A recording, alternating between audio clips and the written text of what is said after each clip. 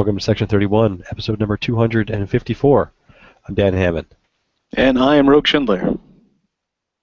And this week we are recovering from 2015 Masters in San Diego. It was a long weekend. We started on Friday afternoon. A few minutes later than expected due to some construction going on in the room, but we played for many hours in a row and then paused briefly and then played for many hours in a row and then did that several days until Sunday night. Originally, we got the space up here in Carlsbad because we were expecting, more than 12 people, and more than 12 people piling into Arby's probably would have been difficult. It turns out we never had more than 12, but after it was all said and done, the space that we had was pretty good. I'm glad we came up here. What do you think? Yeah, I agree. It was nice. We were joking as we were setting up because we went through and put out 12 tables or six tables and then two more at the head for TD purposes. and at some point we were like, oh, what are we gonna just put out? We were expecting like a dozen. And we're just gonna put out a table per game. I was like, yeah, sure, why not? And that was nice. You didn't have to worry about those cramped, Gen Con environment or setting. We didn't have to worry about whether we were kicking people out of Arby's, taking up half the dining room or whatever. And certainly for before and after purposes, it was nice to kind of have a big room to relax and. Yeah, I think that's where it really shined in the before and after. I think we could have gotten away with running, 6 tournament games at once plus the, TD station at Arby's. It would have got a little cramped, but the before and after is, again, we had, the pizza brought in, we had drinks in the fridge all the time, we had sandwich stuff to make, lunches, plus it was, there were no guys playing guitars, there was no, pick up fry noise beeping coming from the kitchen. It was quiet. We had the place to ourselves. It was, heated well, right?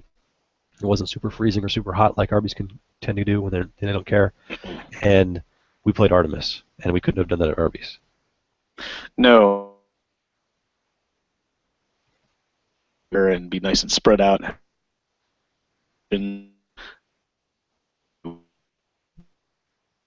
All right, and you're cutting it out, so I'm going to done at Arby's. try to think about what you're saying there. It was nice to be able to spread out a lot more than we at Arby's, where we used to pretty much take a table and have our backpacks shoved next to us.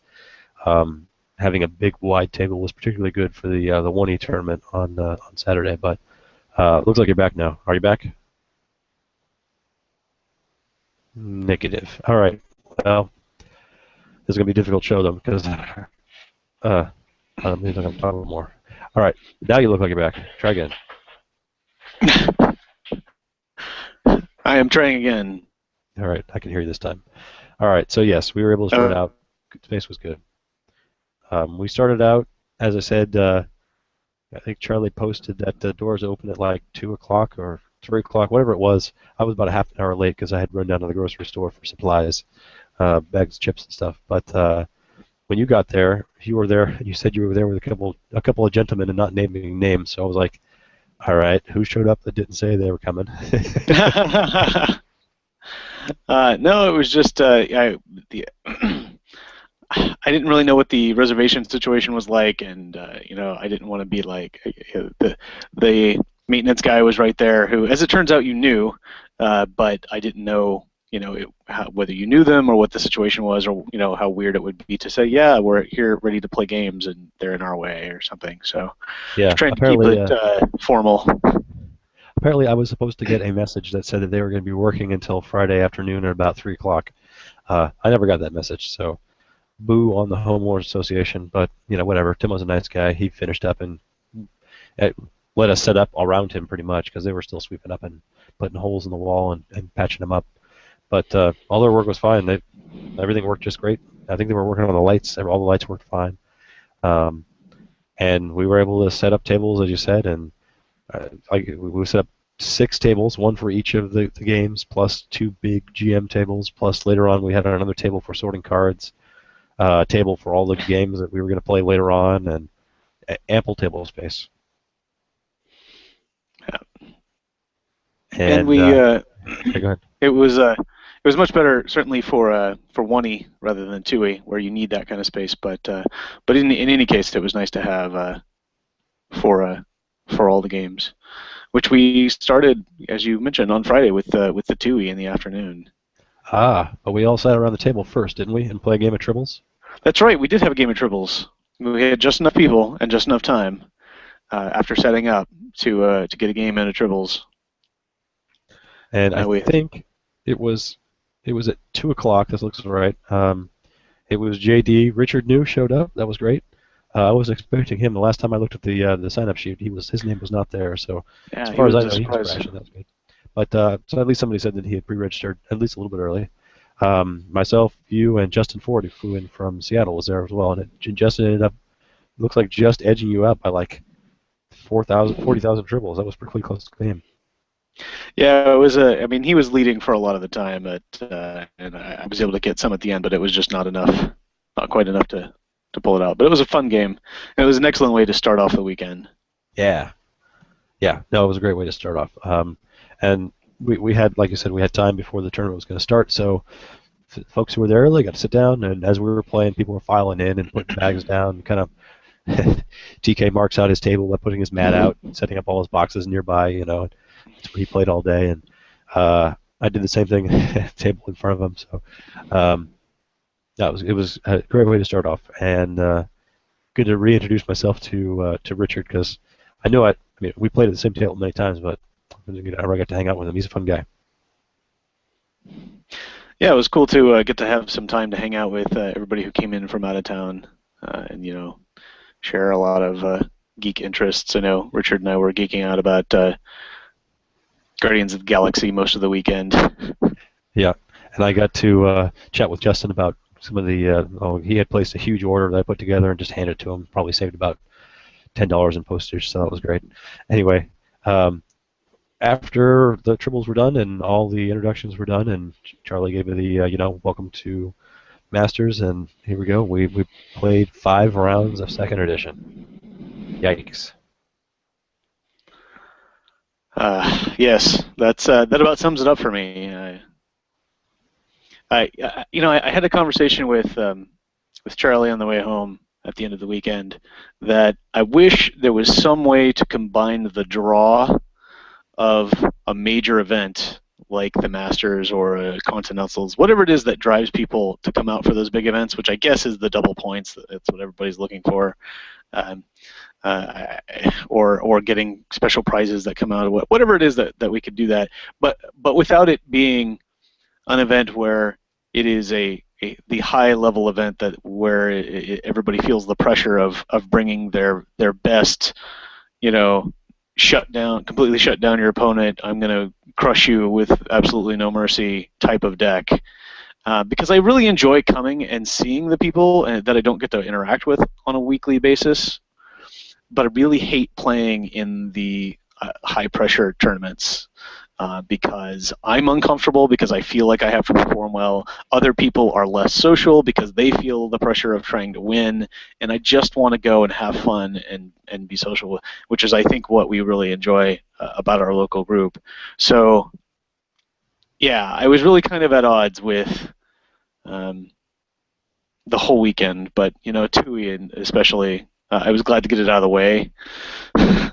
But Sure. I really didn't enjoy it per se. I brought a fun deck, which I could have made a better choice, I suppose. But it was a deck that I enjoyed playing. At least I was hoping that would be enough to make it interesting for me. But I had the misfortune of apparently playing everybody in the room that had exactly what they needed to counter my deck until the very end. But we'll get to that. Have you considered running the big event? Because I'm sure Charlie would love to play, and then you wouldn't have to deal with all the people and all the competition, but you'd still get the social aspect of having everyone over, and seeing everything. You I know? think I'm into that. If we're going to host something like this again or do something, so so that somebody else can play, because I definitely would much rather just get to hang out and chat with people and let somebody else play. At least 2E. Yeah. No. I mean that was my thought exactly. If you could. Yeah. If you could be the one hosting the event, that'd be pretty cool.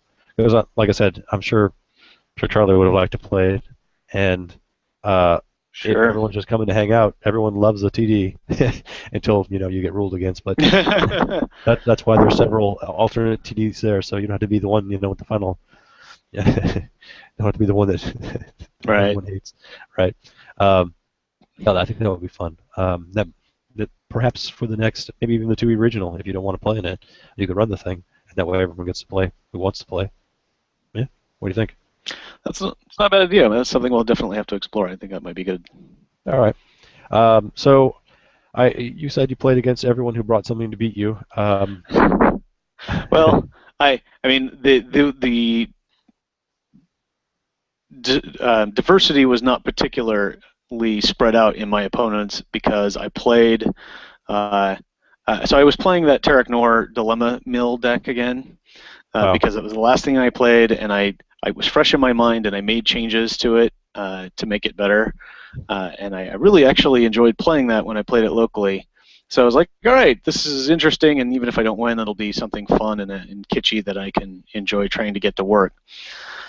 Only I could not really get it going against my first opponent, and as soon as I got a few dilemmas out to be able to play the 3 interrupts that I drew in my opening hand, he played Cisco Staffer because he was playing TOS, and so every time I wanted to play an interrupt, it was just bounce Cisco to cancel it, and I'd never had enough interrupts to, the first time I was going to play it, I needed all 3 of them, and I was like, he's going to remember that he had more, and then I didn't have enough other interrupts to try and mill Cisco away before I played them, and so that didn't go very well. And then I had 3 consecutive Ferengi players with Brunt sitting there, destroying all of the events that were trying to let me get dilemmas into the out-of-play pile so that I could then take advantage of them. So it was very much a sit-and-watch situation for a lot of those games for me. Well, usually we go through and talk about each of the people you played, and then each of the people I played, and we kind of fill in the gaps. You played the exact same people I played in the exact opposite order. Wow, really? Yes. You started with Joel, and then you played JD, Richard, and Matt, and I played Matt, Richard, JD, and finished with Joel. Wow. So, yeah, I hear your pain, because my first three opponents were all 3 Ferengi, and I got beat every time. And how annoying was that? Yeah, I hate Ferengi. I hate Ferengi. After 3 losses, I finally went into the game against Joel and was able to just pull it out at the end. Probably because I had no interrupts in the entire deck. I don't think I had any. I'm scratching my head. And I had a few events, but I don't think I had any interrupts. So he couldn't cancel them. And I was playing with, well, as you know, as I was just playing with beefy TNG with disadvantage into advantage, so we could both play people cheap. And I finally got all the big guns out and solved little missions with all the Enterprises running around. My favorite Enterprise, the Enterprise D, that's crashing. That gives you 10 points if you got it staffed. I like the image. I like the gameplay. I really like that Enterprise, but no one else uses it. And Enterprise C. I finally, this is the first time I played that kind of deck in a while, and I'm going through all the missions. I'm like, wow, let's see if they made any new missions with the Klingon icon and the Federation icon that the Enterprise C would be good at. And I came across Investigate Temporal Incursion or whatever that is. It was like, oh, yeah, it's the mission from that episode. That might be pretty good. It's perfect. That was a 30-point mission. Score 5 extra points for like Integrity 32. That was pretty good. So, I did something I haven't done in a while, and that was kind of take an old deck that I played a long time ago and had success with, and put it back together again. And man, it was a long day. And in the last round, I played against you, and I don't think I've ever played a dilemma pile this small. But I was playing a Chula pile, and it just happens to be, not very big, so you can get into the Chula of the games. And you managed to put out of play Yeah. every last one of my dilemmas. I was curious at the end because I was like, you weren't going minimum. I didn't think I think I would have noticed that, but I was like, I went and looked at your deck after, and it was like 27 dilemmas. How did I get through 27 dilemmas? Well, I But I played guess about that I get that. 6 or 8 of them on you, so really you only got through Yeah, 19. So there you go. sure. It was still a lot. But still, that You played that. we started with the War of Attrition really early, Yeah. so we were both milling dilemmas, and I got all three of the tenuous alliances off with the founder out, so Yeah, that was 5 along with each. 5, yeah. And then a smaller one. I think you had Ah, some Jem'Hadar that cost 4 or something to get the last 3 of them out, and that was tough. Then it was like, well, you can just walk through your missions because you got all your skills. I can't stop you at all, so I guess I better win this turn. And you got some good dilemma plays on me, and I couldn't solve that turn. So you took it by turn. I think that game, my game against, I don't think my game against Matt was really close. I wish the tournament page, since we actually collect scores now, I wish it would post it on there uh, to see. yeah, it Just seems to only jog my post them memory. if that. Yeah, it seems to only post them if it matters. Yeah. I think my game against Richard was not close. I think my game against JD was a lot closer, but he ended up winning. I want to say my game against Joel was pretty close, and I did win. And then, well, once you cleared up my dilemma pile, I don't think there was any question. I felt like I had you in the ropes in the beginning. I was holding you back, and I was, on the move. But you stopped me with only 1 or 2 dilemmas under there, so I might have been another turn or 2 away on that last turn. So, well played. That means you edged me out by victory points by 2. I had not had I wasn't good about my chances when we sat down at your teeny tiny dilemma pile. I was like, oh well, all day I can either get the cheaters, not have the dilemmas out of play, or get the dilemmas out of play and not have the cheaters. So I'll just try to mill your deck. And Hey, whatever, yeah. It's interesting that a dilemma strategy worked. I don't think I've ever seen it happen before. And certainly not in our environment when everyone shows up with a big fat dilemma pile to go with their big fat, whatever deck. right, To speak of someone who we missed dearly the whole weekend. Um, at the end of the day, TK went, I see, he 4-1, I believe. yeah, Because he got one loss in the last round to his name rival, Thomas Weinberg. He was playing a Bajoran deck, but that was enough. He beat everybody else, and that was enough to win on the day. So congratulations to TK playing a Romulan deck. I don't think anyone foresaw that. But I can't talk about number 1 deck. I can't talk about the number 2 They would have deck. to enforce it. Yeah, can't talk about the number 4 deck or the number 5 deck. Yeah, Matt did pretty well with his Ferengi deck. Got to take piloting into 3rd place. Looks like he got a true tie and only a mod win against you and a full loss to TK. So, wait a minute. I didn't get a modified loss. So, congrats to Matt. Nate got 2nd with a DS9 deck, it looks like. And Majoran, it's funny because I'm sure I'm not the only one who looked ahead to see what Justin had played at all the other big events recently. And it's this future relativity deck, and so that's what he played again. So if you're going to Orlando, you could attack against Justin by playing anti-relativity. Justin, JD, Richard, and you all had 14 victory points. So it was decided by it's like modified win, modified losses. What is MP? Is that master points? I guess so. So yeah. I don't know. I don't remember what that is. I thought I had seen something about master points being awarded all the masters, and if you get enough master points, you get to, I don't know, fly like an eagle or something. But there's MPs and VPs, and it's ordered by VPs, and it looks like Justin, JD, Richard, and Rogue all got 14 points, and Joel and I got 10 points. So I have 10 points and have 10 points. Events. Yeah. All right. And have 10 points. Yes. Unfortunately, Charlie didn't get to play because we had an even number of people, but that was rectified the next day when we had an odd number of people, so he was able to play. But Charlie ran a good show, and everybody seemed to have a good time. Did we end up playing Tribbles after the event as well?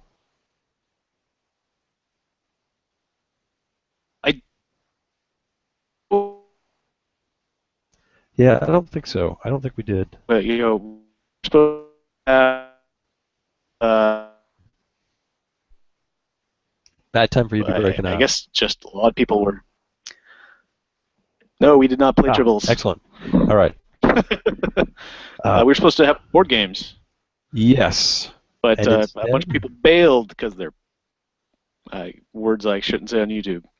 Yes. There was a couple people who, it was late because we got a late start that day. Started at 3, and it was about 8 o'clock or so when we finished, so people called it a night. It was going to be an early day the next morning. So, did a few of us stay behind and do something? I really like a couple people played Magic, and a couple people, a couple rounds of Seven Wonders, but it was not more than an hour. A long day, and it was going to be early rest of the weekend, so we did call it so that we could be there bright and early the next day for 10 a.m. 1E. 10 o'clock 1E. So, yeah, once again, Charlie and I were on the same page. We both brought boxes of donuts, and they actually lasted most of the day. I was surprised. We had 12 people show up for first edition. We lost Nate. Might have been an Alabama game. I don't know. We lost. Did we lose somebody else? We gained Jim Gillespie. Yes. Right? Yep. And we regained Ryan Sutton, who flew in from the Midwest, Tennessee area. Yes. And Charlie joined us because he was the extra to make it even. So, big 12 people. We used all 6 of the tables, right? We did, and it was glorious to have a nice spread out 1E game, particularly for the multi-quadrant games. Yes, those 6-foot tables were really nice. Yeah. It was interesting. I was interested to see how people would react to it because it was block for a high-level event, which there keep being statements that there was nebulous demand for to pinpoint actual. Sorry, not getting any of that. It was a nebulous demand, and then kind of trailed off there at the end. All right. Well. Block. Oh, hey, block. Like a chicken. Block. I see. We actually played different people in this tournament.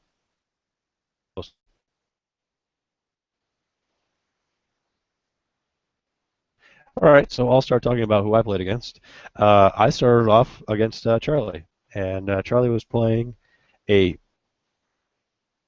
variant of the deck that I was playing. I was playing a DS9 Maquis deck, and Charlie went with TNG and Maquis, and he had a lot of DS9 Maquis people, and he was getting them out with Macius, and his card draw kind of engine was starting over. So he would pitch his hand into the discard pile, and I want to say I played against Matt, and he was doing the same thing a little bit less strenuously later on. But he'd pitch his hand, was starting over, and then draw 2 extra cards because he had Bosis or whatever, one of the TNG followers of the one. And then he would draw his new hand up, but the cards that he pitched were DS9 Maquis, and he would play Macius again for free because he had a lot of them, and draw a card with a continuing mission, and then use Macius' text to go into the discard pile and bring in a much better version of a Maquis personnel, be it DS9 or I think I want to say Matt was using a couple of Bajarans to go with his non-aligned guys, and he was bringing like Tabor and um, all the crazy guys like that. Um, but Charlie was playing. I want to say he was playing mostly non-aligned, except for I don't know if there were any exceptions. Non-aligned, TNG, followers of the one plus TNG, Maquis when he could, and just bringing them in that way. I was playing just DS9 Maquis, and my draw engine was starting over with just a bunch of copies of it. It worked pretty well for me, particularly in the games that I won, it worked. And the games that I did not win, it did not work. Which my day was bookended by a win against Charlie and a win against JD, and in the middle were losses to Ryan Sutton, Thomas Weinberg, and Matt Kirk. So, did you, if you're back, which I don't see you there, so I won't talk to you. Oh, you did play Ryan. Play Ryan later in the round. So I played Charlie. It looks like you played Charlie in the second round. Oh, we both played Charlie, Ryan, and Thomas. So this won't be quite as diverse a conversation as possible. Next, I got to play Ryan, and Ryan let me know that his group plays a lot of block. He said that he probably has more block games under his belt than anyone, and after seeing what he did to everyone, I can't disagree. He went on to win it all, so congratulations to him. He was playing he just sold out to Klingon battle, and every other turn he was playing a ship and playing people everywhere with a legitimate leader of the Empire, and I thought I had a pretty good chance because even though if he was playing battle, I got a couple of things going for me. Number one, I don't have an outpost for him to blow up, so I can keep reporting my people. And number two, I've got the ship that lands for one range, so I can hide and go up, do a mission, and then go hide the next turn when he's away. Unfortunately for me, I didn't see that ship until maybe the second to last turn of the game, so all my ships were blown up. And secondly, I had an amazing space line. All my two regions, the Badlands and the military zone, were right next to each other, and his planets were on the outside of that, so he was flying back and forth. Unfortunately, he was flying back and forth and taking pot shots at me every time, so all my ships got blown up. People got beamed down to the surface and fought. I thought that I'd be able to recover a little bit, but he had me pinned down. Finally, I got on a ship and flew away and was able to kind of set up shop somewhere and try to get a mission done, but I just couldn't come back. He had me pinned down and I couldn't get very far. Even with the combat or the ship battle bonuses that the Maquis have in the regions, it won't stand up to 3 or 4 warbirds and Mortas or whatever flying around. So he shot at me and I died. How did your game against him go? It sounds like everybody seems to have the same story about playing him, which is like, we came out and he came on the fleet strong, but I felt like I had a really solid chance, and I was able to hold him off, and then at the very end he killed me. And that's about the same thing. I never actually got in a fight with him because I saw it coming very clearly, and I was also playing Klingons, so I was cloaking and uncloaking and moving around. That's nice, yeah. But and I did the same thing. I went over to a planet, dropped my people. I was able to solve it before he could come beat me up, and I cloaked my ship. But then I had to get back to the rest of my missions, and as soon as I uncloaked, I'd have to uncloak to beam up, and then he can't cloak again the same turn, and I was going to run into his. He dedicated 4 ships to park there and wall off those 12 people at the end of this baseline, and I'm up 2 missions to nothing, and he's got no score. So I'm like, all right, well, I'll just start playing more people and go somewhere else. I lucked out having thrown in a secure base. What is it called? Oh yeah, so your shield defense was increased by the point value of the mission. Yeah, so he never went after my outpost. I had actually intended to put that on the mission where you get to download a facility, so I could pitch it to draw 3 cards. Mm-hmm. But obviously sitting down against another Klingon player, I was like, well, this is going to go on my outpost. But we were very close to time, and his 2 missions were 65 points and mine were 70, and I'm like, I can ride this out because he's got, we doubled up one space mission. He's done 2 planet. He has to do the other space mission where I've put 6 dilemmas, and it was like he knew exactly what was going to be there. So I was like, his block experience very clearly showed up. I was like, walk through this and walk through that, and I knew this was going to come here, so I brought this guy, and this guy doesn't have a staffing icon, so he's navigation 2, and he gets through anyway, so I have 2 navigation again, and nice. It was ridiculous, there was nothing I could do, and he just one shot walked through everything. I was like, all right, well. I never was a victim of attack, but it certainly was still a strategy that worked out because it kept me from doing anything. Yeah, I think had I thought about it a little harder, I might have thrown something like a Blade of Armor in, just for the Defiant, because it doesn't have that got to be tripled up thing that the Condor class ships have. But I figured I was pretty safe from anyone coming to battle me because, we kind of built that into the affiliation, and it was not true. So it was well played. Yeah.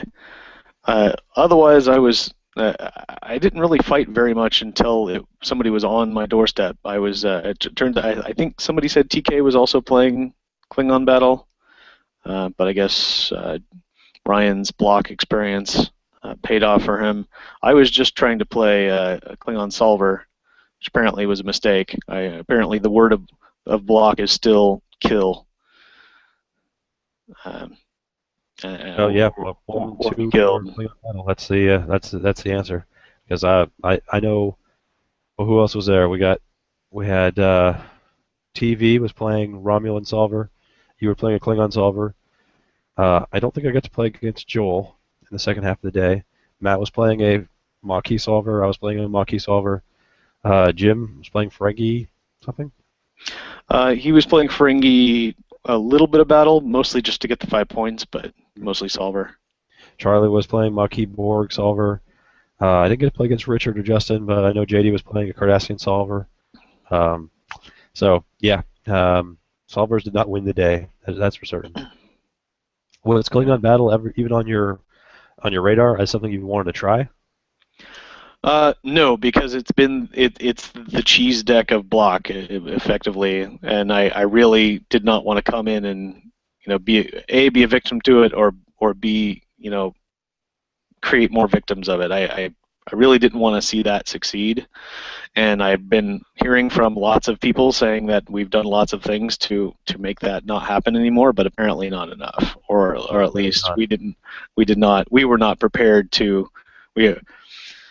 Either enough has not been done to stop it, or we did not take the measures that have been included to heart to make sure we were prepared to defend against it. Well, I don't see any DS9 players on the list. I figured, they got the whole station defense thing. That would have at least let them keep going for a little while. But not a single player. Justin played DS9, but he did not play the defense card, which I thought was kind of funny. And I was like, I'm going to go take over the station. And then I remembered, I'm a Klingon, and I don't know how to use computers. I parked I seated my outpost right next to the station and just waited. I downloaded Kargan on my first turn with the officer exchange, and I was like, all I have to do is draw one computer skill and I can go take it over. And he was a little defensive at first, but then he was like, well, he hasn't done anything yet. I guess I can go do things. I'm like, haha, now I can go take it. All I need to draw is a computer skill. Yeah, no. All right. We both played against Charlie. Did his deck get up and go against yours at all? No. He did it once. I was like, wow, that's kind of cute. He's like, yeah, sorry, it's a little cheesy. I'm like, no, it's only cheesy if you have like 15 Maciuses in there. And then he kind of looked at me and I was like, "What?" He's like, "Yeah, I've got like 15 Macy's in here." But I guess he said his deck. I thought it was really cool, and he was going pretty well, but he said it stalled out on him. He couldn't get any of the board card drawing going to get going. He had to play the what's it called, ISO-mag really early. Oh, that's not good. Yeah, like it was like, oh, there are 4 cards in my draw deck now, but it meant that he could get whatever he wanted with Macius. Wow. Well, that's an interesting strategy that didn't come up in our game. Yeah, He was just burning through it with starting over and got whatever he needed. yeah. I guess he had 2 ISO-mags in his opening hand, and it just like he spent a turn or two trying to get things going, and nothing was happening. So he was like, all right, well, I'll go through the Gamma Quadrant and discard an ISO-mag Right. to download the interrupt, and then, hey, look, I'll play an ISO-mag and flip, which was kind of funny. It's a cool idea. I think he might have done. It looked like it was one too many things in that deck to make sure you could reliably keep it going. But I was gonna say that's kind of hypocritical for me to say, but I should know when there are too many things in a deck, having done it as often as I have. Now, I saw Matt playing a very similar deck. Did you get to play against him? I haven't looked at your schedule here. I did not. I Okay. started against Charlie. Yeah. Um, Started against Thomas, TV, and then Charlie. oh, that's right. Thomas, Yeah. Charlie, Justin, Ryan, and then Jim. Ryan, and Jim. I played against Charlie, Ryan, Thomas, Matt, and then JD. My game against Thomas was pretty close. My game against Matt it was almost perfect, but it was back and forth the whole day. I want to say my ships, a couple of my guys died, and a couple of his guys died, and we're going, just trying to do our thing, and he's playing Macius and getting people in, like Tabor, and like I said, good personnel, and I damaged his ship with one of my dilemmas early in the game, and he was kind of using it to shuttle people around. And late in the game, I had all my people at a mission that we were sharing, and he had to move his ship over there, his damaged ship, and I thought I had Bill Samuels out, so I went to download the Maquis event that lets you damage any ship once if it's in a region. Yeah. He had killed him the previous turn with a lucky dilemma draw or whatever, so he was in my discard pile. He said, "Wow, that would have been rage-inducing," because he had it wrapped up. He was just and he would have been flown just a little too close to the Maquis, and they would have blown him up. But alas, Bill Samuels was already dead and could not pull the trigger on planting some explosives. So that didn't happen, and Matt won. Oh man, that's unfortunate. Yeah, that would have been table flipping good. Oh yes. It would have been epic. And JD tells me that he played this really great Deep Space Nine Bajoran Federation deck at the last block tournament, and he really liked it. So he tried to play the Cardassian version of it, and it did not go well. Oh. Yeah, he had a rough day all day long. But you know how JD is. He still has a good time no matter what happens. Yeah, definitely. So we had a good game. And it looks so Ryan took first with his battle deck. I didn't play against TK, but if you say he was playing Klingon Battle, I believe you. There's no deck posted yet. That is what I heard. No, my deck's not posted yet either. I guess I better do that. Rogue or TV and Rogue both had 14 victory points, and with his win over you, he put you at fourth to his third, and then Joel and Matt and me, all with Maquis decks, and Jim and Charlie and Richard and Justin and JD bring up the end. So. It's great to have a tournament with that many people show up. That's just fun to see. I'm surprised there weren't more. I'm surprised there was no TNG Fed. That's usually kind of powerhouse and block. Last time I played, I think I played Romulan and it did pretty well.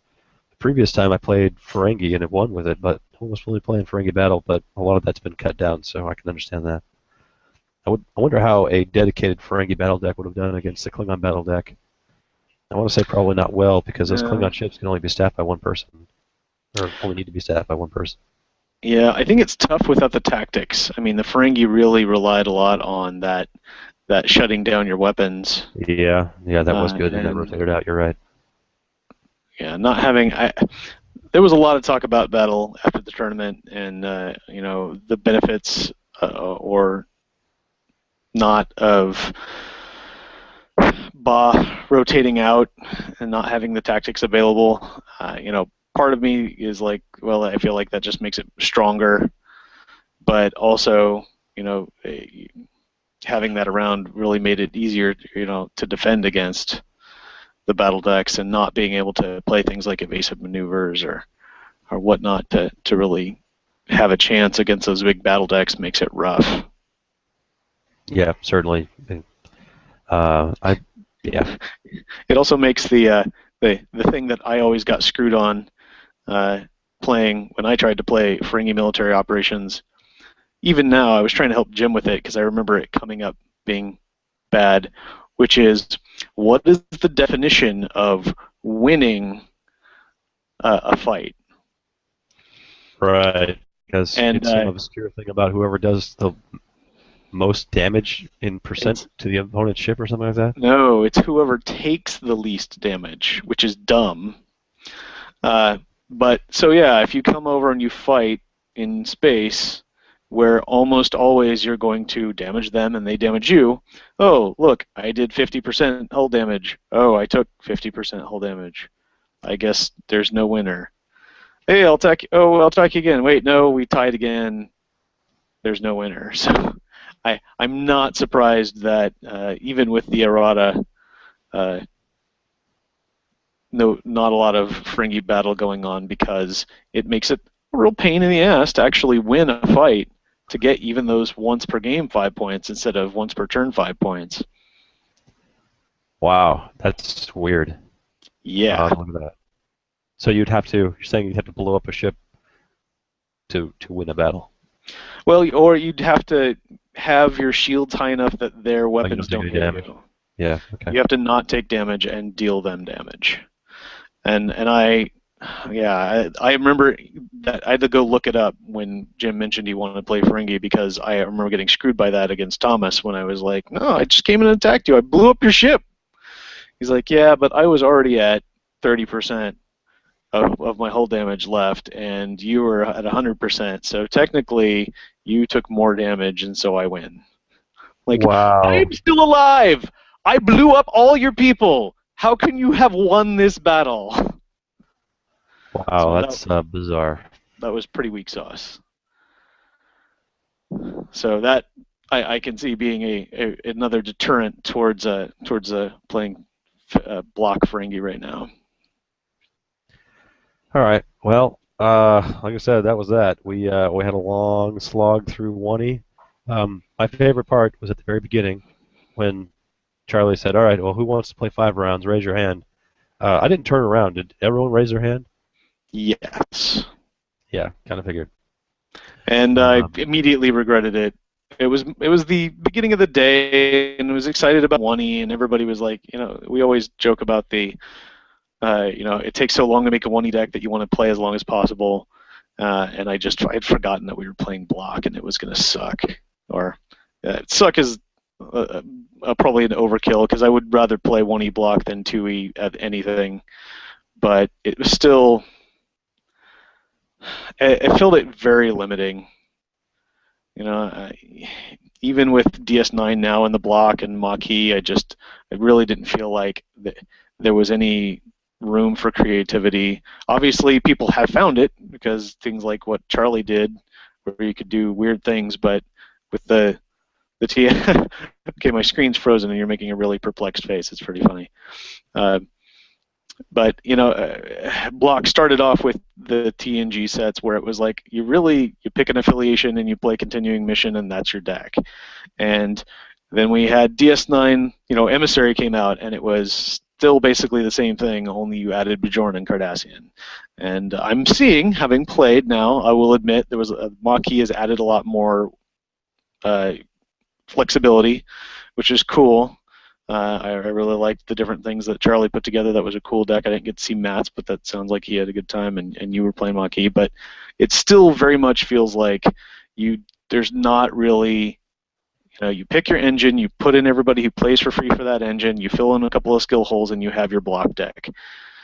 And you do your best to try and make something out of the limited dilemmas that are available. But that limit, not only from a deck building perspective, but from a dilemma perspective, means that you can be potentially ready for anything. And I think, Ryan kind of made that, not just with Battle, but with him just blowing through dilemmas the way he did. He knew what was out there, and he used it to the best of his ability on his side. He wasn't using particularly powerful or potent dilemmas. He was using every single slow you down dilemma he could get so that his ships could come over and kill your people while you were waiting to be unstopped. When Block started, I think one of the biggest faults was a lack of mission diversity, and everyone always had at least 2 or 3 or 4 duplicated missions. I think I had maybe one game when I didn't have any duplicated missions, and I think it was when I was playing the Romulan player. Did you have a lot of duplication in your mission, in your space lines? Only once was it really overwhelming. I had like 3, but I never had more than 3.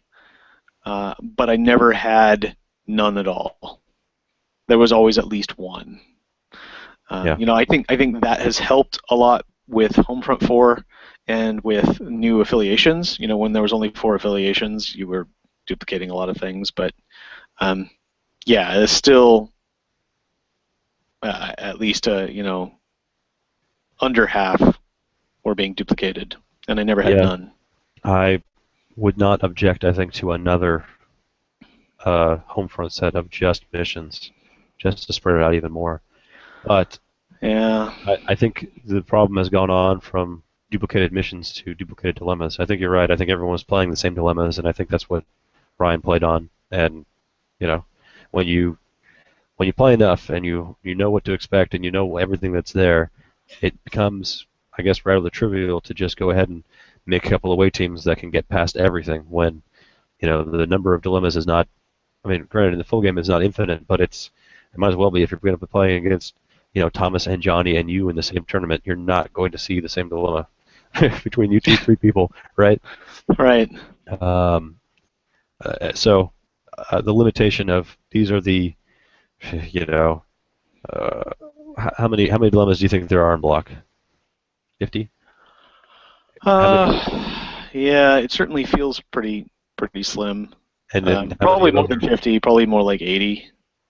But how many of those are, quote, unquote, good ones? Yeah. Right? Maybe 20? If that. Yeah. There were certainly, I certainly saw the same 15 or 20 dilemmas over and over and over and over and over again all day. There were dilemmas that everybody was playing with. I didn't have one game where I didn't see GOM 2. I had multiple games against Virus and Arsenals, and there was always the Subspace Shockwave, and some people were using comboing that with some combination of Vipers and the whatever the navigation filter is. Yep. Before this block, there was of course always the picking of the pieces, and Dangerous Climb was in every block deck. There were just the same. There were only a few dilemmas that could really combo well together, which was cool because then you'd at least have a combo. But then there are only, if there are only a dozen really good combos, then you know what those dozens are, mm-hmm. and you can get around them. It's gotten to the point where GOM 2 isn't even a question anymore. It's not effective because everybody knows they're going to see it, so everybody waits until they have what they need to pass it. Yep. Well, there are 107 for the record, as of right now. 107. Okay. Well, yeah. I knew there was more than 50, but I would say that there are probably 50 that never have ever seen play in Block or otherwise. But, I would not be surprised. Yeah. Yeah. There's a lot of Linguistic Ledger Domain. There's a lot of GOM 2. There's a lot of Founder Secret, like God. Not a lot of weird stuff like, Encased in crystal. I didn't think I've seen that one. Lockbox. Anyway, I was looking at the. Do you have a chance to look at the first edition current rulings for January? I have not. It is. It is not helpful. They're both. One is change the fifth bullet point under other rules section of downloading to this, and then under turn, strike out these two sentences. I don't. Yeah, whoever's writing the summaries, they're a little too summering. They're quite sparse, aren't they? Yeah. I guess they're just meant to draw attention to the things that have changed on the actual document, but it would be nice if it was going to be that sparse, if it would just link to the document. Or just say what the changes were. Yeah, a small change has been made to the downloading entry so that your opponent may always check any location where you fail to make a download, and a sentence has been deleted to make the glossary consistent with other rules on downloading. So it sounds like not much. There's more streamlining than anything else. Yeah. And there's a new addition to the glossary. Well, that'll be some fun reading. I bet there was a lot of work went into that, though. So, kudos. Glossary certainly makes running tournaments easier, so I'm glad to have it. All right. So that's Wonny. Anything else to talk about Wonny? No, I think that's about summarizes it. Okay. I think we could devote an entire show to talking about the merit to block. I think Charlie mentioned that. Well, I don't know if he mentioned it to the public or he mentioned it to me. So I'm going to say that at one point in the scheduling, long ago, perhaps when this event was originally decided it would be this weekend, the third DS9 set was to already have been released, so that we'd have another affiliation and we'd have more dilemma diversity and more mission diversity. But that didn't happen in time, so that was pushed back by a month. So. Oh, yes, he did say that. I remember him saying that. Yeah. So perhaps, maybe once that. See, that's always going to be the problem, isn't it? As soon as you get the third set, there's going to be that window where you have two full 3-set, arcs, where you can play block and it'll be diverse and you've got a lot of stuff.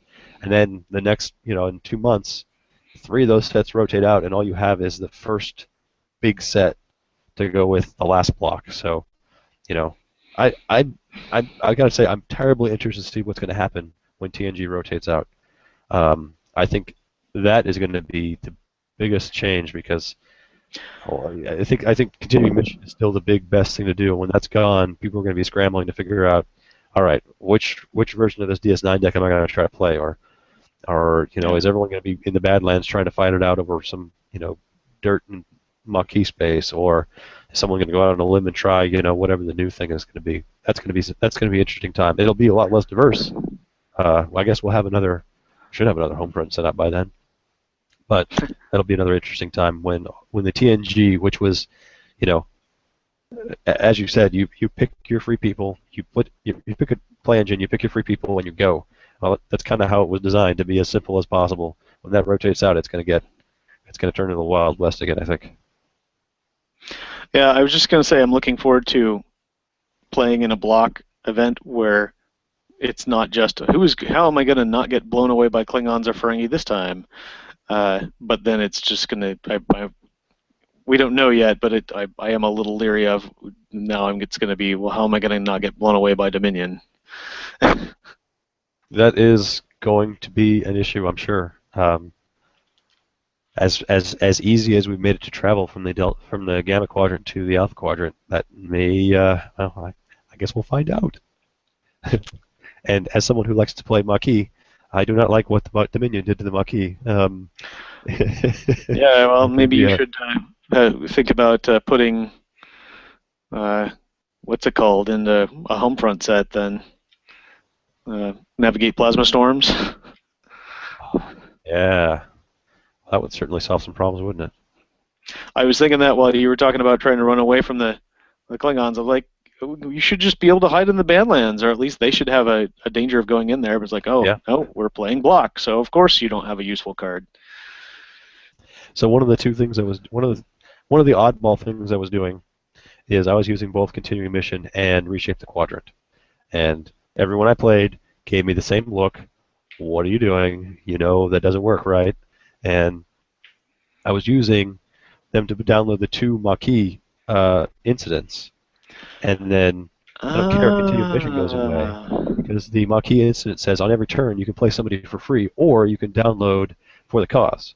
So I was using the TNG one to just download For the Cause every turn and get it out of my deck. Smart. Well, the problem is the Maquis, or the TNG Maquis incident says you can play For the Cause to your demilitarized zone regions, because they didn't go to the Badlands yet, right?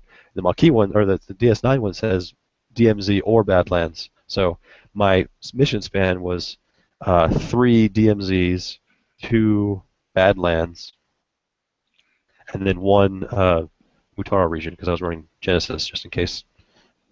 Just in case I was playing against someone and I had to go to all planet missions. That didn't work out either. But anyway, so I was using the TNG one to get 3 of them out quickly, and then later on in other turns I was using the DS9 one to get to the last 2 I needed. That worked. That was a lot of fun. That worked really well. Where was I going with that story? I have no idea. Navigate plasma storms? Yes. So I only had 2 Badland missions, so it wouldn't have been as helpful. But I think I probably would have turned it around and specifically ran into the Badlands if that were the case. Why isn't that in the block? That's supposed to be the perfect thing to hide in the Badlands with. Yeah, that would be really nice. I mean, we spelled it out so your ships are immune. Huh. Yeah. Uh-huh. All right. Next home front. All right. Well, after 1E, Ryan was the big winner, went undefeated, so he came a long way, so at least he got his money's worth.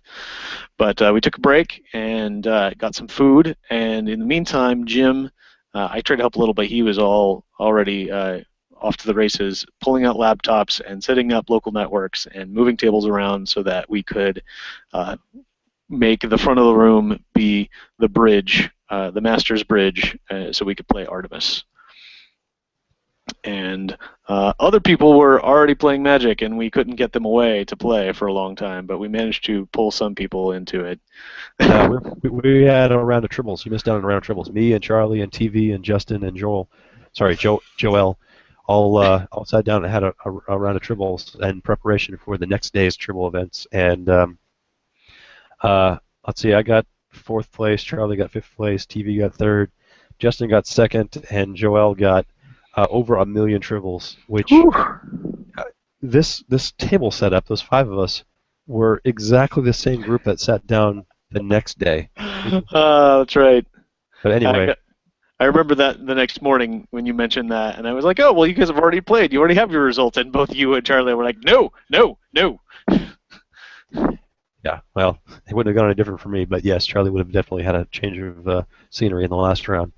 But anyway, we did play triples, and then some of the players went and sat and watched some Artemis, and that's when Matt and Charlie and I sat down to have a round of Magic while you guys were doing more and more Artemis. I think it might have been a little bit of a break, because then we got scolded, and for those of you who play Magic, Charlie had like a 70 creature out, and then I killed it, and he said, okay, I'm done. And then Matt and I agreed to just end the game so we could play Artemis. Anyway. Well, we had 2 sets we had enough people to have 2 things going on, and then some people had to leave, and there were several people who had promised to come and play Artemis, and they were busy with that other evil game. And so, yes, I was making the rounds chastising people because we had all this great setup and weren't taking advantage of it. But it was worthwhile because we got to have one big major game with the chairman in the captain's chair, and you at your our favorite so far scenario ever, which they had not been there for. Matt and Charlie had left that day when we played Artemis. That scenario at Mac's place, and so you got to reprise your role as the supremely superior and annoying visiting scientist who really needed some skeins of those. See, I can't even do the voice. I don't want to embarrass myself when it's so good.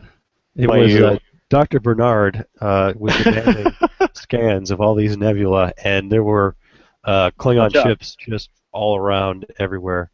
And he kept saying the same thing over and over again, which was, Captain, I'd really like to complete scans inside all three of these nebula. Daylight's wasting. Chop, chop. By the third time I said exactly the same thing, Charlie just turned to me and says, does it really say heh heh? Which I Yeah, it's right pointed at here. my screen. I said, sorry, Captain, I'm just relaying what he's saying. But contrary to the first time that we played, I don't remember who the captain was, but I was annoying them to death as well. We actually solved the mission. We got through all the things without being shot up. It was great. Or running out of energy. I think that might have been one of the times that we decided that we were going to play a super huge ship where you have to have total energy management on your mind at all times. Yeah. But no, Charlie sent us out. We went through the first nebula and got shot up a bit, so we went back to base and reloaded, and they made some nukes for us. And I think were you at Tactical? I was at Tactical. Yeah, you were shooting everybody up and hitting them left and right, and I think it was interesting. We had one of the. I think this was one of the few times where a lot of us played the same station over. Yeah. Over and over again, and we had switched, but like Richard and I spent several stations with him at weapons and me at piloting next to each other, and it turns out there's a really good synergy there. And we had started working really well together, and I learned a lot more about watching him, about playing weapons by watching him. And I think there was some vice versa, and so we in that one had swapped, but he was flying and I was shooting, but we still had that kind of same. Okay, well I know what you're doing when I was doing it, so that worked really well. It worked out. We're peeling around and flipping the ship around so we could shoot down torpedoes when they were coming at us, and I want to say Justin was on engineering and he was powering up your phasers, for good shots and.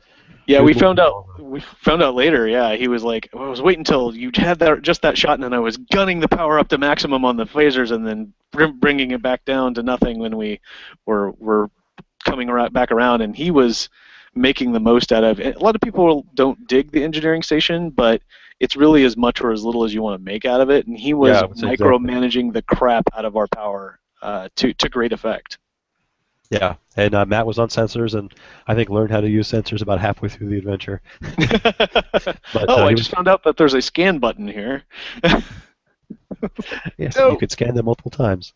No, that was an entertaining game, and Charlie made a good captain, as you said. Just seeing the look of disdain on his face as the communications kept coming over and over again. It was amazing. And then we got to the end and we're like, okay, well I think we did everything, and we get back to base, and then the victory screen came up. And we're like, yay!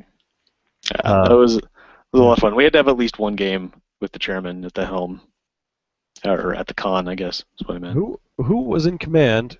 Because I think at that point he and Matt left, and Jim jumped on sensors, and I know Richard was still the navigator. I moved over to. No, sorry, Jim was on communications. I moved over to sensors, and we tried to do Kobayashi Maru again. Jim, I was the captain. Oh, okay. Jim was on weapons, and Joel came in. He had been sorting a lot of cards, and so he's like, "Well, I'll hop in and play one." And so he's like, "Oh, is this all I have to do is read stuff? Because I don't know how to play anything." And I'm like, "Yeah, sure." And Jim had gone in and he said he fixed the Kobayashi Maru to make it more fun, and I was like, oh god, this is going to be even harder, because it took us several tries to gun it in there. It's a little bit different than the movie in that, like, in this scenario, it's being sucked into that black hole. Mm-hmm. So if you really have to, and there's nebulas and asteroids between you and it at like opposite sides of the map, and so you basically the go screen comes up and you got to hit maximum warp and try to not to hit every single one of them. I swear, the first time we were taking our time, and Richard was flying around and doing a great job. The second time he realized that he just had to gun it because we didn't get halfway across the board before the Kobayashi Maru was pulled into that black hole. So he gunned it. But he had very little steering because I don't think he was getting. I think all the power was going to the engines and none of it was going to maneuverability. So he Right. literally hit every asteroid on the way there, and it was the exact. Someone just yelled out the exact Galaxy Quest line you just said, and it was hilarious. And we got there, and then we got sucked in. I'm like, no, no, no. Yeah. The third time, it stayed up. Yes. The Klingons were everywhere. We shot past them. They took a couple pot shots at us. We pulled up next to the ship. One of the things that made it harder was we had to actually lower our shields this time before we started beaming. Yeah. So we parked next to it. We're starting to slip. You know, you could see the kind of the stars move, and we're not supposed to be going anywhere. And it's saying, okay, 50% transport initiated. 50%, and we're like, okay, getting a little too close, and it turn us around. 100%. Yeah, turn us around, and he pointed us right at it. I'm like, no, other around, other. Turn us back to the right heading, and then gunned it, and we were past the Klingons and went home.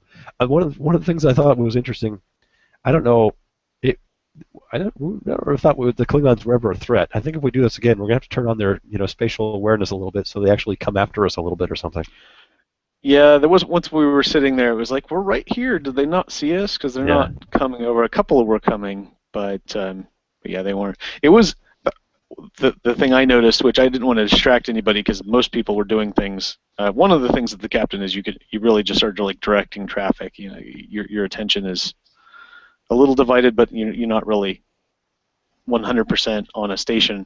And I picked right up. Artemis is not a Star Trek game; it's a simulator, and so we like to make a lot of things out of it, like Star Trek, and it is a lot like Star Trek. But Jim went into that scenario and changed all of the enemy ships to Cavort class and Vorcha class, and we were being assaulted by the Klingons, and it's actually the Kobayashi Maru, and that really threw me right into it really quickly when we played it again. It was like that's really cool, and I'm kind of freaked out now.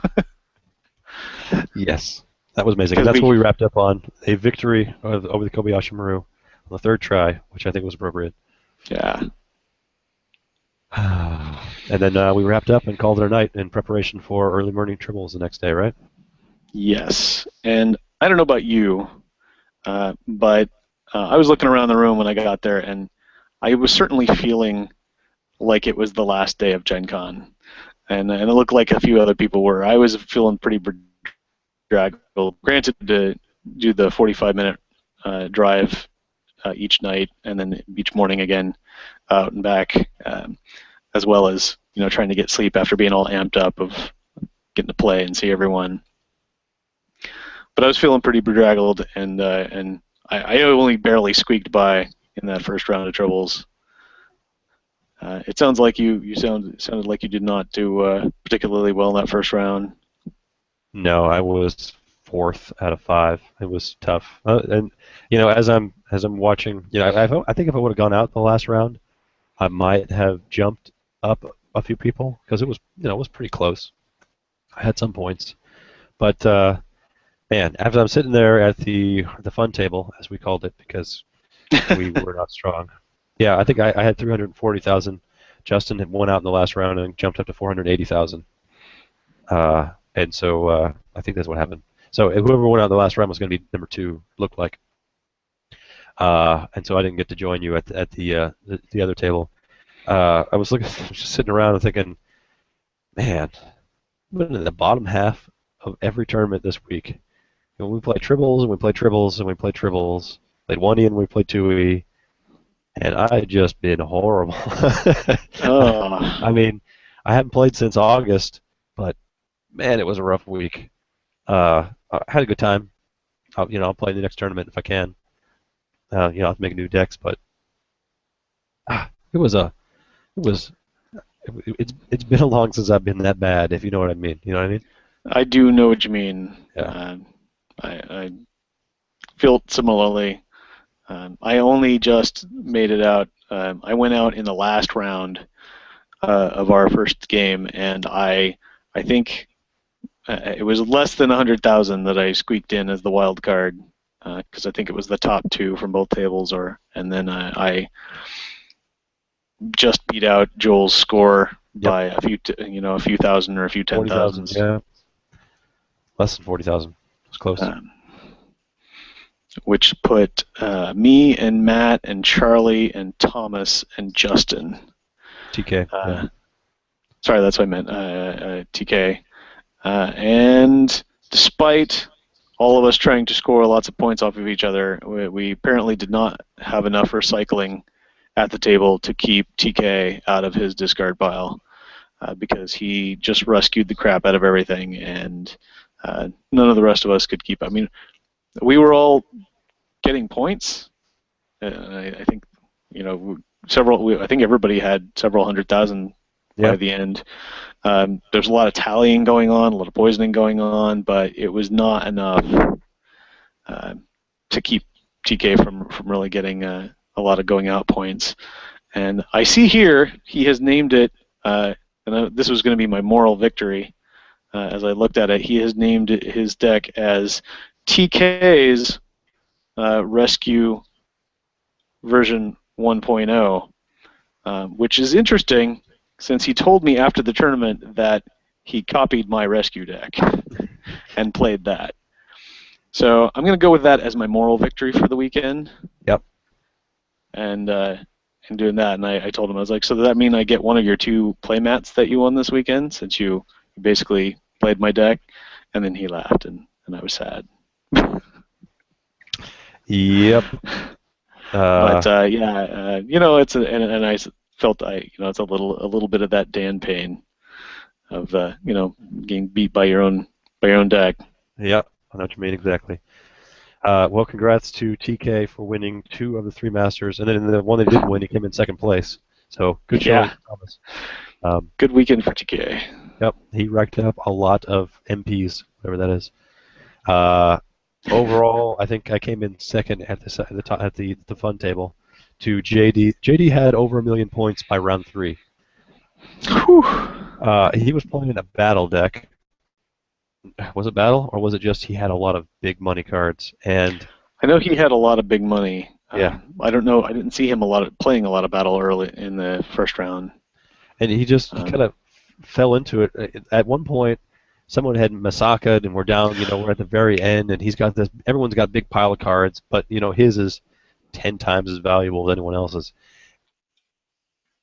Yeah, he was playing Qapla'. TV has got he was trying to get Qapla' to go off. I don't think it ever did, but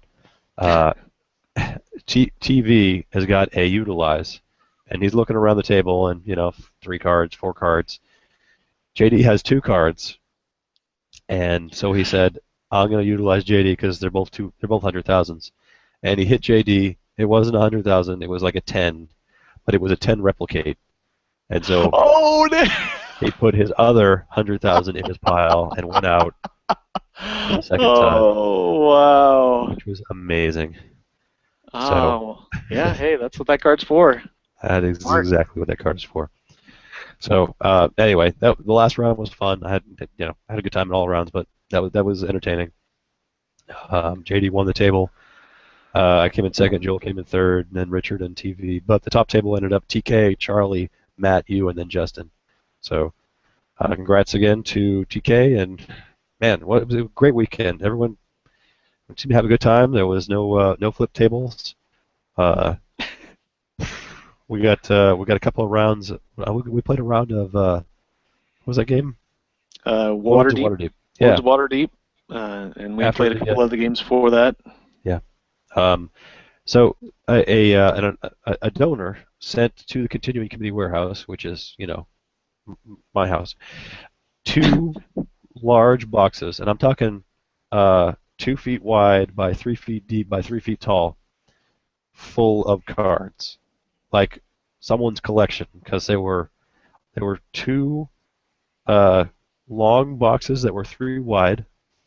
There were about 6 old Decipher case boxes. The 6 boxes would come inside, full of cards. There were a couple hundred 9-pocket pages full of cards, and there was a donation to the warehouse for making promos. And it came within the last 2 weeks, and I figured, all right, you know what? if I know Star Trek players, I know that they are compulsive and obsessive about certain things. If I put a big pile of unsorted cards out and tell people that they could, you know, they wanted to trade out on one for one, stock cards for rares, because I was going to make promos out of them, the entire thousands and thousands of cards will be sorted by the end of the weekend. And sure enough, every time I looked up between rounds, there were at least 2 or 3 people standing around the table, thumbing through cards, putting them in piles. What set they came out, taking all the rares, putting them over here. And we had gone through thousands and thousands and thousands of cards. Millions of cards. I'm going to have to do a count of what we ended up with, because I did have to throw away good. What's a long box? How many cards are in a long box? Offhand? The really long ones are 1,000. All there's right. there's a little bit shorter ones that are 800, but the long ones are 1,000. So I probably threw away 3,000 cards because they were what you would say played. Sure. It looked like they had been shuffled without sleeves a couple times. And if I'm going to make a promo, then I'm going to send out for a tournament. If you flip it over and see scuff marks on the back, you're like, I want this promo. I don't want anyone to say I don't want this promo. So I kind of have high standards for that kind of thing. So I ended up throwing away a lot of cards. We got rid of, for the same reason, we got rid of the Premier. No, not the Premier. The Q Continuum and the Alternate Universe cards. Whatever printing technique they used back in the day to make black border cards, they scuff really easy. Just going through them is enough to scuff them, and they're also a little bit thicker than other cards. So putting another piece of paper on top of that makes them, triple instead of just double thick. So and the borders are kind of faded. They're not really black. They're not black. They're kind of gray, especially when we put the nice clean black border card on top of it, sticker on top of it, or the foil.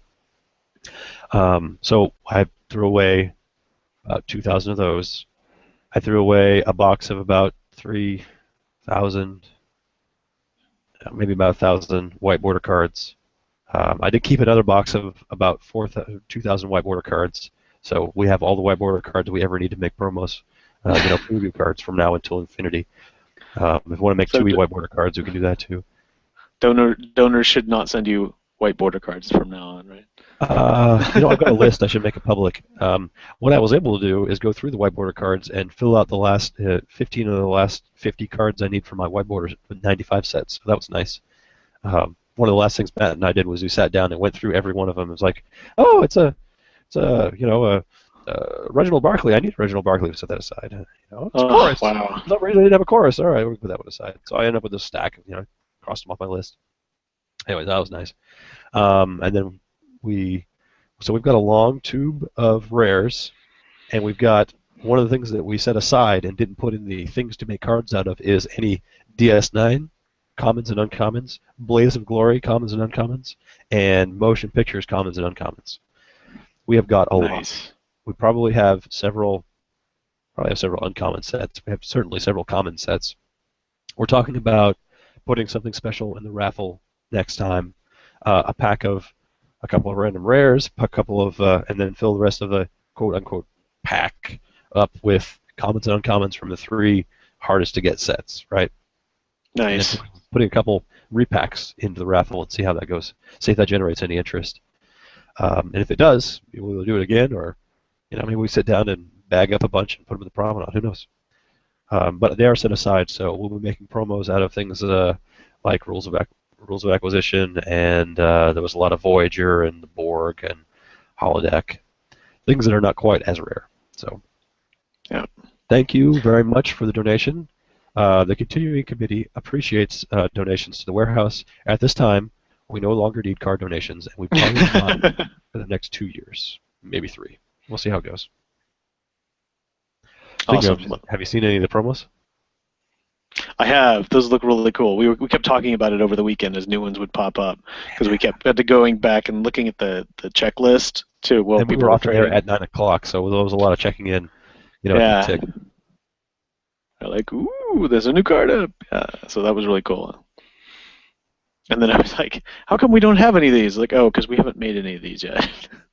Exactly. I like the new cup, Kivas Fajo. I know that's been asked for a lot, so that's going to be fun. Yeah. Yeah, no, that'll be very cool. And I like a lot of the story choices. I think my favorite was probably Art of Diplomacy. That was a really nice shot. Oh, yeah. Nice. Close up. Huh. I wonder if that means that Mirror, Starfleet are going to have something that downloads it. Probably so. I guess all the other emblems download it, right? It is. It is kind of part and parcel with their affiliations, so All right, fair enough. it would make sense. Cool. Oh, outgunned, really, really. uh, Ooh, an Enterprise card. I like it. All right. Anyway, uh, that was the Masters weekend. Thanks to all the people who traveled quite a ways. Ryan Sutton and Justin Ford and Richard New had a long drive down from the Bay Area, right? yeah, and we had a couple folks from LA come down. Yep. Joel. We've all dubbed Joel Bray Joel from now on. Sorry, that's what we're calling you. We've got JD, we've got TV and TK. You're Joel. That's it. That's all there is. It fits. Joel. Joel. Yes. Yeah, and all the locals made it out. We were sad that, but understandably, Johnny couldn't make it out. They're expecting any day now. Have you heard anything? He had legitimate reasons. No, I have not, but it should be. It could be at any day, as you said. There were multiple times during the weekend where we thought, it's too bad Johnny's not here. I think my moment was, well, twice. Once at the 1E tournament when Charlie says, "Who wants 5 rounds?" And I raised my hand and said, "I'm voting for Johnny."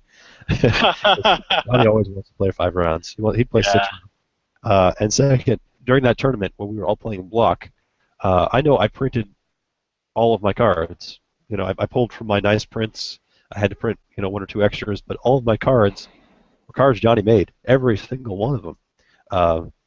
Even the ones where they were from the supplemental files, he had to go pull all those images again. So it was, this was this was a tournament where everyone was playing with Johnny cards, every one of them, and it's too bad he kind of missed out on that. But that was a lot of fun. A lot of Johnny then. So we miss you, Johnny. We'll see you next time, I hope. Yeah, looking forward to him returning. Hopefully, post probably a couple of months, I would think. You're probably the expert of the two of us. How long you think he'll be out? Yeah, I think I was out a few months, and with just one, it wasn't bad. But I had to stay out longer when we had the second because more than double the work, as my wife is fond of saying. Anyway, he'll be back, and he's also lives closer than you do. Yeah, I was gonna say if we were playing at Arby's, he probably would have made an appearance because he lives a lot closer down there. But I understand it's a long drive. You want to talk about one last thing? Yeah, I think after all our discussion of block, I think it's good to discuss this one last thing. And it's something that Johnny put together. So there you go.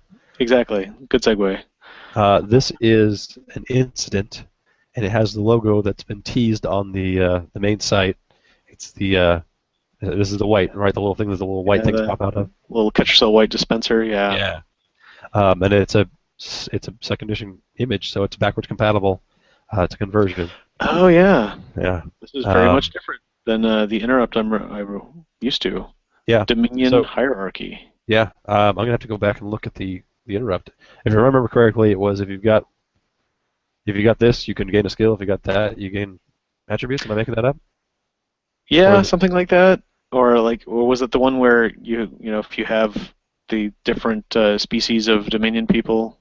Yeah, that's what I thought. Anyway, and there's something similar to that here. Yeah. So this starts off, play on your founder. Once each turn, Dominion hierarchy plays for free. Interesting. So if you have multiple copies, you can play one as your card play on a founder. And as long as that founder is still alive, you can play another copy for free once each turn. Or play on your Vorta present with a founder and a Jem'Hadar to make that Vorta attributes all +2 and gain a skill of your choice until the end of the turn. Then discard this incident. That sounds that's what the interrupt is, yeah. Yeah. And then finally, we have one last or.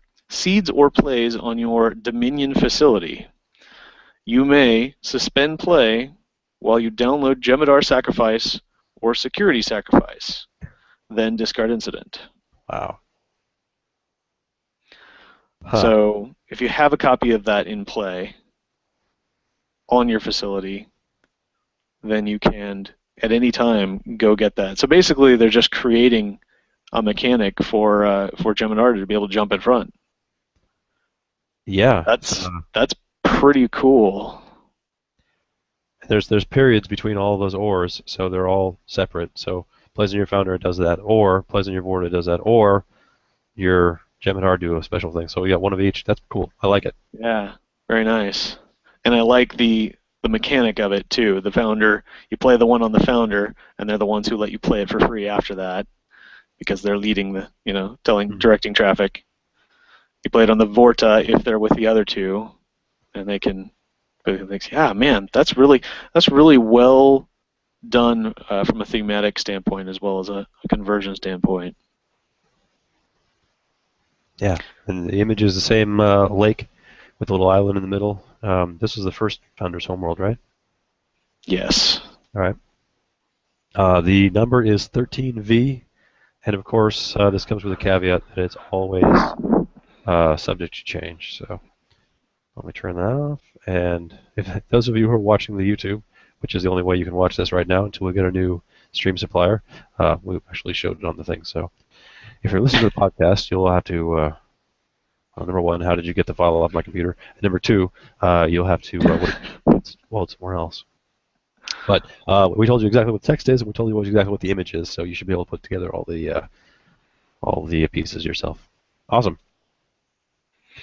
All right, well, that was a long report, and I'm sure everybody was excited to hear about the Masters, especially if you were unable to go yourself. But we are tired from the weekend and tired from our long show, so we're going to wrap this up. I want to thank everybody who came out to the Masters weekend. Thanks to Charlie and you for putting all that together, for organizing, and everybody who came out to play. It was a lot of fun. I'm looking forward to playing some more Artemis and maybe running a tournament where I can talk to people and not have to play.